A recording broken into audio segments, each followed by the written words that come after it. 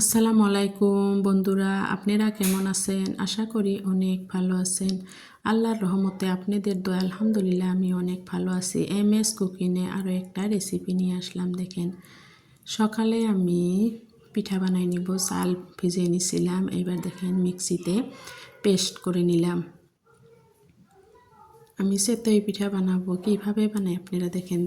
এবার পেস্টের ভিতরে অল্প নিমখ দিলাম, দিয়ে অল্প গরম পানি দিয়ে দিলাম, দিয়ে ভালোভাবে নেড়ে নিচ্ছি। দেখেন, এইবার আমি একটা মাটির খোলা দিয়ে দিলাম। আমরা তো খোলা বলি, আপনারা বা কী বলেন জানি না। খোলাত অল্প তেল দিয়ে ভালোভাবে মুছে নিচ্ছি, মানে এইভাবে তেল দিয়ে পিঠাটা বানালে লেগে ধরে না। দেখেন, আমি পিঠার ব্যাটারটাও দিয়ে দিলাম।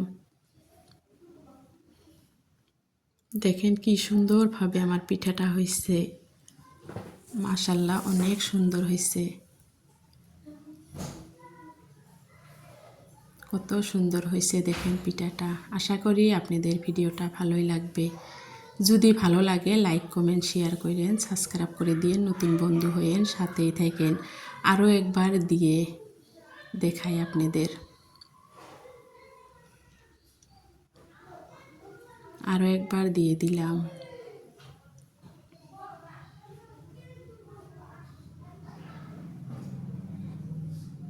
দেখেন কত সুন্দর পিঠা হয়েছে। অনেক পিঠায় আমি ভেজে নিচ্ছি সুন্দরভাবে গ্যাসের চুলায়। সেতই পিঠা আপনারাও ভাজবেন। দেখেন, আদা দিয়ে লাল চা বানিয়ে নিচ্ছি। এগুলাই আজকে আমার সকালের খাবার। দেখেন কতগুলা পিঠা ভেজে নিচ্ছি, মায়ের বেটির জন্য চাটাও ঢেলে নিচ্ছি।